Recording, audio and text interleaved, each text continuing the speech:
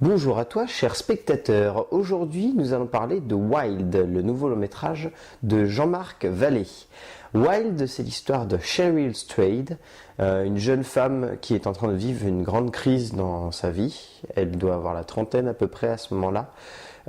Et pour remédier à ça et surtout pour faire le point, elle va se lancer dans un grand parcours qui s'appelle le PCT, une énorme rando qui part de la frontière mexicaine jusqu'au Canada.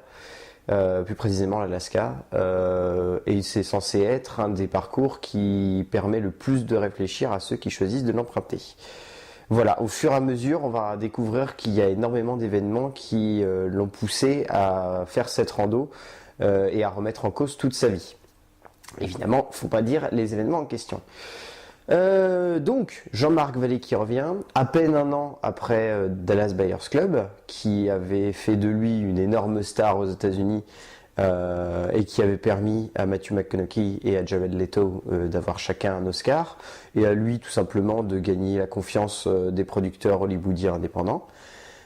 Et donc il revient avec ce nouveau long métrage, Wild, produit et interprété par Reese Witherspoon, qui s'est donc entièrement investi dans le projet, qui a été complètement charmé par l'histoire de Cheryl Strayed, qui est donc une histoire vraie.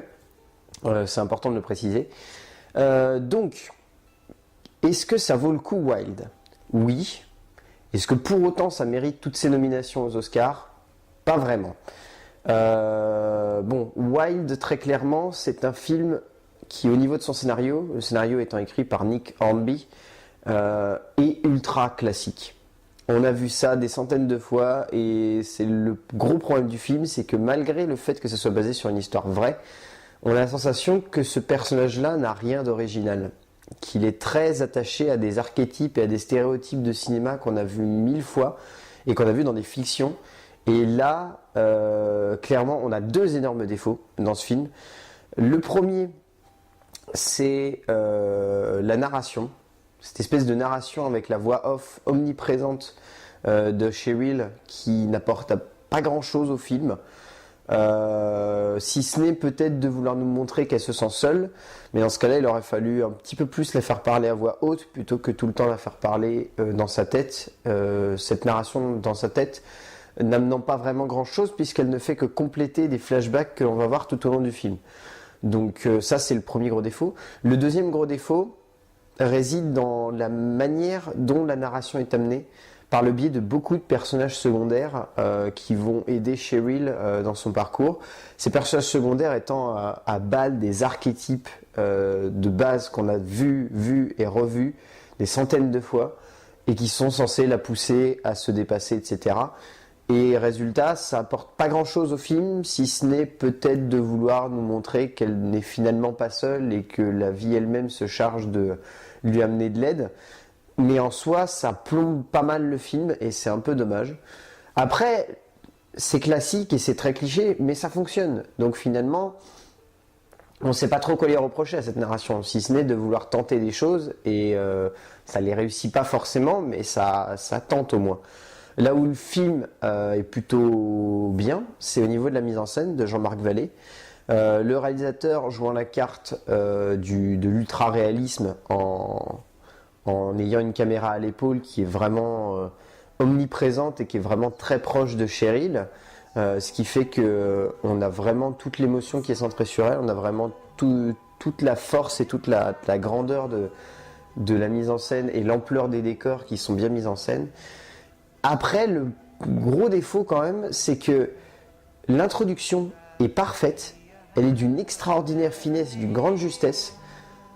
Et le problème, c'est que le film n'est jamais autant au rendez-vous que cette introduction. L'introduction, c'est Cheryl qui, en plein milieu de son trajet, s'arrête pour se soigner un pied, qui a un ongle qui commence à partir. On la voit se retirer l'ongle. Enfin, c'est une scène assez dur, mais on se dit, si tout le film va être comme ça va être vraiment prenant. On frôle presque le 127 heures, où on va vraiment avoir une décomposition du corps. Enfin, ça aurait pu être intéressant de ce point de vue-là. Et puis, sa chaussure tombe, et elle commence à péter une énorme durite, et elle gueule bitch dans toute la vallée. Et là, tout d'un coup, le montage commence à s'emballer, avec notamment un écho qui est répété en audio. Et tout d'un coup, on a plein d'images furtives, mais très parlantes, par exemple d'un renard, ou de sa mère, ou de son frère. Bon, à ce moment-là, on ne le sait pas, mais on a plein d'images comme ça. Et tout d'un coup, on a ce Wild qui apparaît avec des images en sous-impression derrière le titre. Et là, on se dit, waouh, ça plus la musique, ça va être énorme. Et le film n'est pas vraiment au rendez-vous de cette intro-là.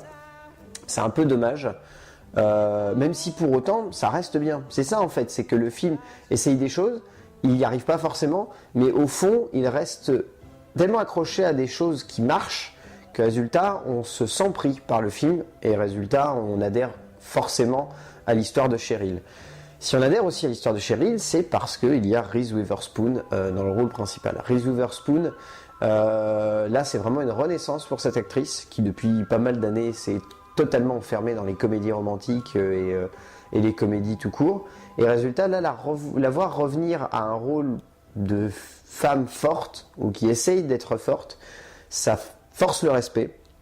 Et ça amène vraiment une interprétation extraordinaire de la part de l'actrice qui mérite totalement sa nomination aux Oscars. Et qui risque certainement de gagner un prix. Ça, c'est tout à fait possible. Dans les rôles secondaires, celui qu'il faut vraiment retenir, c'est celui de Laura Dern, qui joue la mère de Cheryl.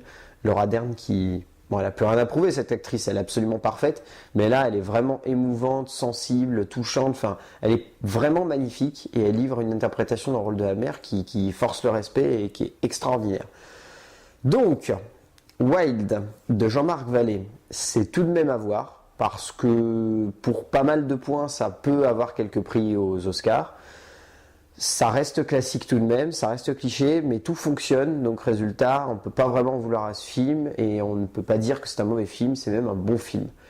Donc oui, Wild de Jean-Marc Vallée, à voir. A plus.